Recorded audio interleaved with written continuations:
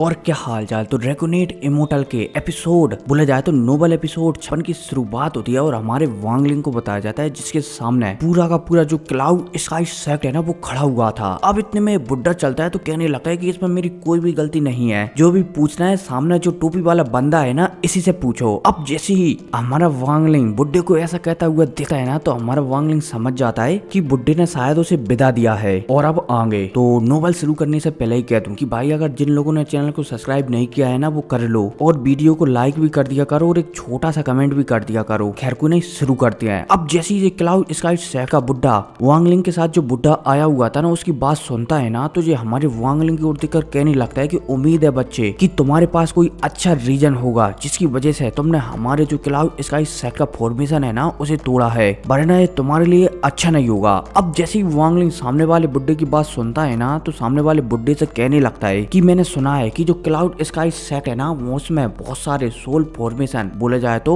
नाशिंग soul level के cultivator हैं, तो मैं सभी को चैलेंज करना चाहता हूँ। अब जैसे हमारा वांगलिंग कहता है ना तो वांगलिंग चलता है तो अपनी तलवार को भी बाहर निकाल लेता है और चैलेंज करने के लिए बोले जाए तो सामने वाले क्लाउड स्काई सेक्ट से बुड्ढों से लड़ने के लिए एकदम तैयार हो जाता है। अब वांगलिंग चलता है तो कुछ हाथों की हैंड सील बदलता है और सील बदलते ही हमारे वांगलिंग के हाथों में एक बॉल प्रकट होता है जो कि सिल्वर कलर का बोला जाए तो लाइट रिंग जैसे चमक रहा था। अब वांगलिंग चलता है तो इस बॉल को जो सामने बुड्ढे थे ना उनमें से एक बुड्ढे की ओर शूट कर देता है। अब जब ये बुड्ढा ये देखता है कि सामने वाला बंदा मुझे बोला जाए तो एक सोल फॉर्मेशन वाले बंदे को चैलेंज करने के लिए यहाँ पर आया है, तो सामने वाला बंदा चलता है, बुड्ढा चलता है, बोला जाए तो इनमें से एक बुड्ढा चलता है तो आगे बढ़ता है और आगे बढ़ते ही यहाँ पर अपने शरीर से पर्पल कलर की शक्तियों को निकालता है और एक ड्रैगन में बढ़ाकर बोला जाए तो एक ड्रैगन में बनाकर हमारे वांगलिंग की ओर भेजा देता है। अब जब वांगलिंग पर्पल कलर के ड्रैगन को आता हुआ दिखता है ना तो वो अपनी बॉल की पावर बढ़ा देता है। इतने में ये पर्पल ड्रैगन चलता है तो दो भागों में बढ़ जाता है।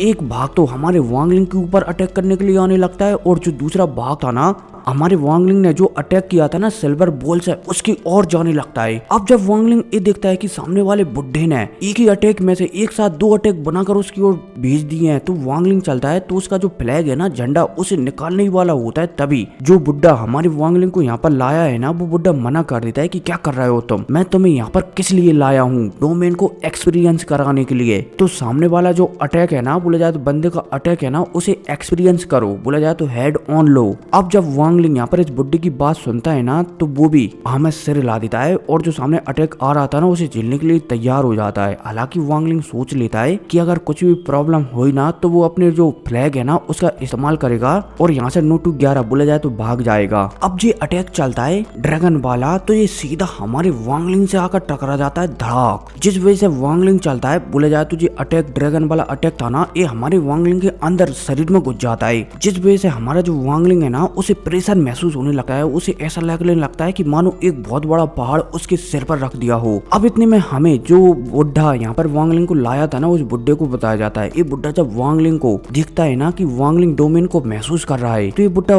और भी ज्यादा खुश हो जाता है क्योंकि जो वांगलिंग है ना वो बिल्कुल भी पैनिक नहीं था किसी भी अटैक से। ये बुड्ढा चलता है तो हमारे वांगलिंग से और भी ज्यादा प्रसन्न हो जाता है और कहने लगता है कि ऐसा लगता है कि मैं जो 4 बंदों को भविष्य के लिए चुनने वाला हूँ ना उनमें से एक बंदा शायद मुझे मिल चुका है। अब ये बात कही है ना ओल्ड मैन ने, बोला जाए तो इस बुड्ढे ने एक थोड़ी अलग टाइप से कही है, मतलब कि आपको भविष्य में पता चलेगा कि बुड्ढा आखिर कितना पावरफुल है। और मैंने पिछले एपिसोडों में बता दिया है नोवेल वालों में कि भाई इस बुड्ढे को नॉर्मल बिल्कुल भी मत समझना। ऑलमोस्ट जो जाओ कंट्री है ना उसमें ये दूसरे और तीसरे नंबर का बुड्ढा मान सकते हो आप पावर के मामले में, ठीक है। हालांकि इसका नाम तो मैं भूल चुका हूँ लेकिन आपको आगे बताऊंगा। खैर को नहीं, ये वीडियो आपको रात में देखने को मिलेगी इसलिए शाम के टाइम ही रिकॉर्ड करूंगा मैं। तो आई एम बैक। फिलहाल के लिए 6:37 हो रहे हैं, देखते हैं कितने बजे तक जी पब्लिक हो पाती है। अब जैसे ये बुड्ढा ये देखता है कि वांगलिंग बिल्कुल भी पैनिक नहीं कर रहा तो ये बुड्ढा और भी ज्यादा प्रसन्न हो जाता है हमारे वांगलिंग से और कहने लगता है कि सच में ये बंदा बोला जाए तो वांगलिंग जो मैं 4 शिष्यों को चुनने वाला हूँ ना उनमें से एक बन सकता है। अब इतने में हमारे वांगलिंग को बताया जाता है जो कि सामने वाले बुड्ढे का जो अटैक था ना ड्रैगन वाला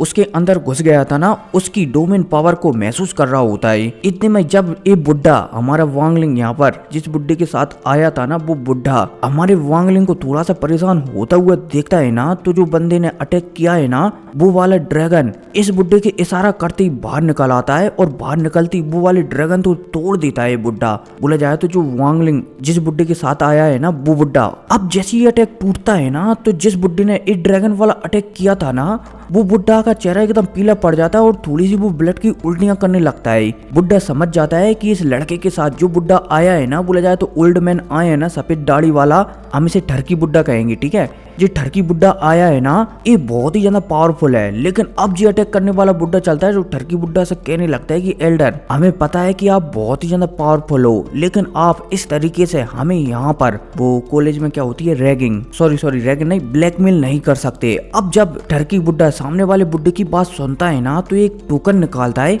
जो कि क्लाउड स्काउट सेक्ट है ना जे इसी का ही होता है ये टोकन। और ये टोकन होता है ना ये होता है अनटेस्टर वाला टोकन, मतलब कि बुड्ढों वाला टोकन, और ये टोकन बहुत ही ज्यादा पावरफुल माना जाता है। अब जैसे ही सामने वाला बुड्ढा ये देखता है कि ठरकी बुड्ढे के पास टोकन है, वो भी अनटेस्टर वाला टोकन, मतलब कि सेक्ट के सबसे बड़े बुड्ढे वाला टोकन, तो इस बुड्ढे को मजबूरन जो ठरकी बुड्ढा है ना उसकी बात माननी पड़ती है। अब ठरकी बुड्ढा चलता है तो ऑर्डर देता है कि अब तुम सामने आओ। अब जैसे ही ठरकी बुड्ढा कहता है ना तो सामने जो 5 एल्डर खड़े हुए थे ना उनमें से एक लेडी भी थी, बोला जाए तो एक लड़की भी थी जिसके बाल सफेद थे। अब जब ये बुड्ढा बोला जाए तो ठरकी बुड्ढा कहता है ना तो वो लड़की सामने आती है और अपनी पिंक कलर की शक्तियों को निकाल कर हमारे वांगलिंग के ऊपर हमला कर देती है। अब जैसे ये हमला करती है ना वांगलिंग के ऊपर तो वांगलिंग को ऐसा महसूस होने लगता है मानो वो किसी के बस में आ गया हो। अब वांगलिंग सामने जो लड़की है ना जिसने अभी हाल हमारे वांगलिंग के ऊपर हमला किया है उसके बस में आने वाला होता है, तभी वांगलिंग चलता है तो हमारे वांगलिंग का जो किलिंग ऑरा है ना बोला जाए तो वो रेड कलर की शक्तियां जो हमारे वांगलिंग ने गोलियों के रूप में कन्वर्ट कर अपने पास रख ली हैं उन्हें रिलीज कर देता है। अब जैसे ये रिलीज करता है ना तो जो लड़की की शक्तियां है ना पिंक कलर की वो बाहर निकल जाती हैं और दोबारा से लड़की के पास पहुंच जाती हैं। अब ठरकी बुड्ढा चलता है तो जो तीसरे नंबर का बंदा था ना उससे कहता है कि तुम आगे आओ। अब जैसे ये तीसरे नंबर का बुड्ढा ये देखता है कि ठरकी बुड्ढा उससे भी कह रहा है तो ये तीसरे नंबर का बंदा चलता है तो सामने आ जाता है और ठरकी बुड्ढे को समझाने लगता है कि तुम्हारा जो स्टूडेंट है ना ये मेरे डोमेन को झेल नहीं पाएगा। अब जब ठरकी बुड्ढा सामने वाले बंदे की बात सुनता है ना तो जो मुस्कुराने लगता है और कहने लगता है कि बच्चे तुम क्या, अगर तुम्हारे जो पूर्वज के पूर्वज है ना वो भी यहाँ पर आ जाए ना तो भी जो बच्चा है ना इसको हाथ भी नहीं लगा सकते मेरे होते हुए। अब भाई साहब जब ये सामने वाला बंदा ठरकी बुड्ढे की बात सुनता है ना तो इसे भी मजबूरन जो हमारा वांगलिंग है ना अपने डोमेन पावर से वांगलिंग पर अटैक करना पड़ता है। अब जैसे ही एक बंदा हमारे वांगलिंग पर अटैक करता है ना तो एक तलवार को बताया जाता है जो कि बहुत ही बड़ी होती है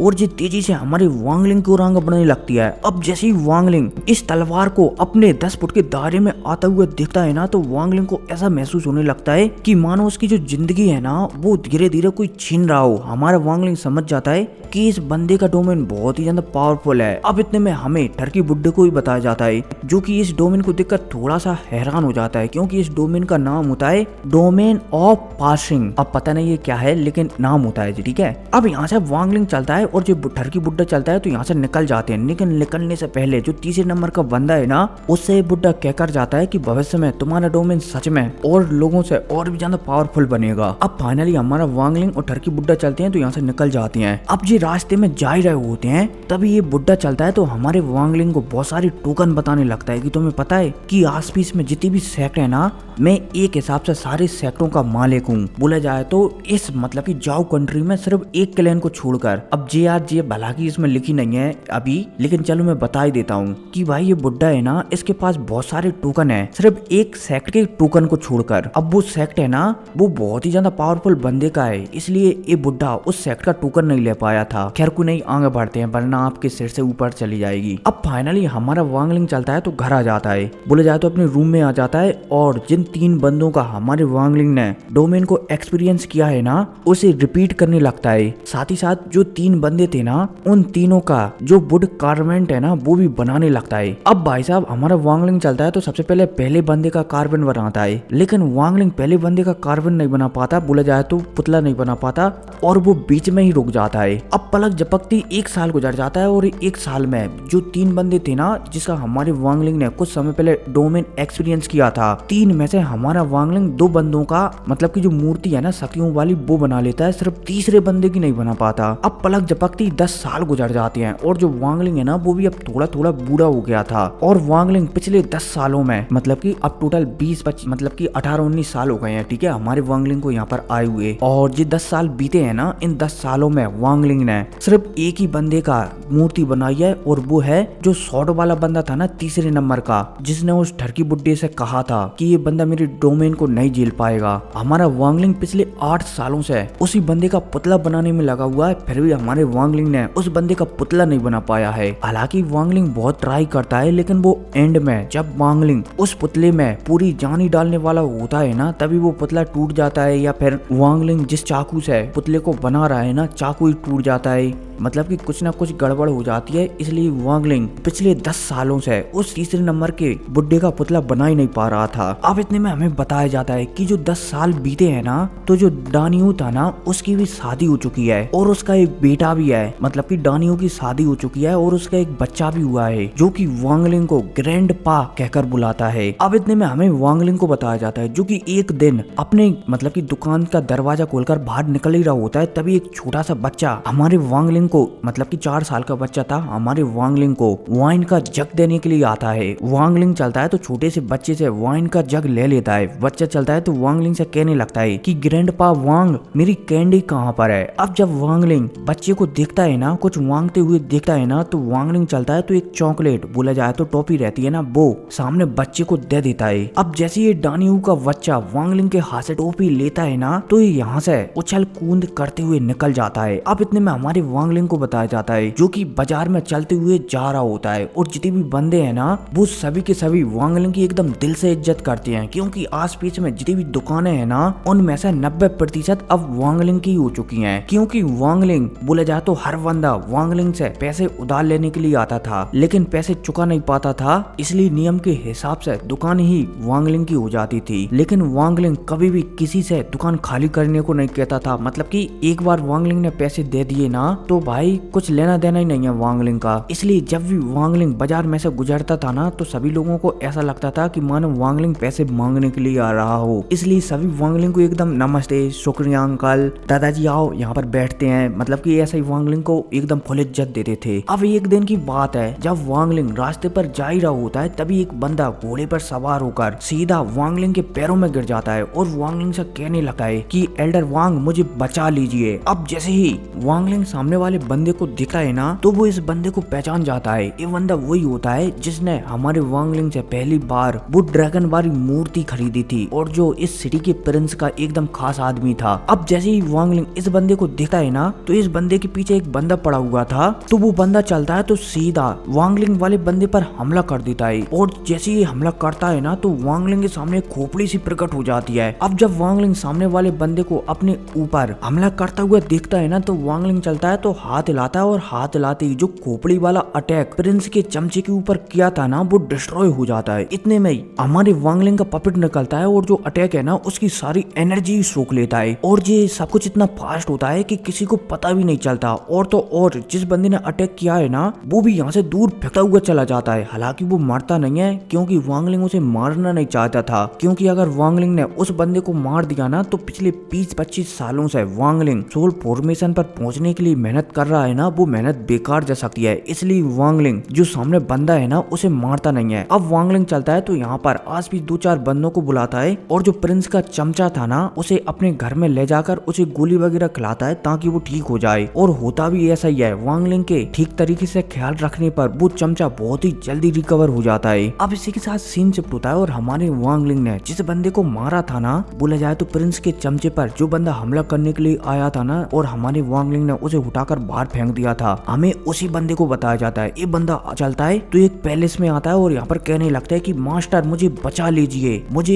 एक बंदा मारना चाहता है। अब जैसे ये बंदा एक कहता है ना तो सामने हमें एक गुजर बुड्ढे को बताया जाता है जो कि बहुत ही ज्यादा मतलब कि वैसा दिख रहा था और इसके कान थोड़े लंबे से थे। खैर को नहीं, इसी लंबे कानों के साथ एपिसोड खत्म हो जाता है। लेकिन अब जो लास्ट एपिसोड था, ठीक है, अब जो एपिसोड आएंगे ना नोवेल वाले या फिर वो, उसमें भाई साहब मार काट फाट सभी शामिल होंगे। खैर कोई नहीं, वीडियो को लाइक कर देना और चैनल को को सब्सक्राइब कर देना। तो मिलते हैं अगली वीडियो में, टेक केयर, बाय।